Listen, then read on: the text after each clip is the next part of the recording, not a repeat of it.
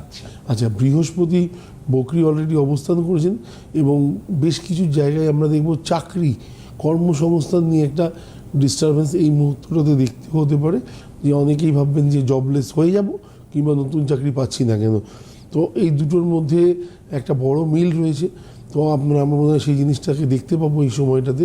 তো খানিকটা সময়ের জন্য ফেব্রুয়ারি অবধি যারা নতুন ইন্টারভিউ দিচ্ছেন তাদের ক্ষেত্রে বলবো ধৈর্য রাখতেই হবে, অন্যথা কোনো উপায়ই নেই।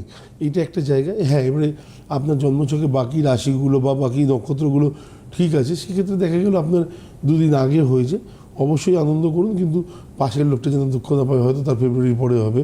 তো এটা একটাকে মাথায় রাখতে হবে।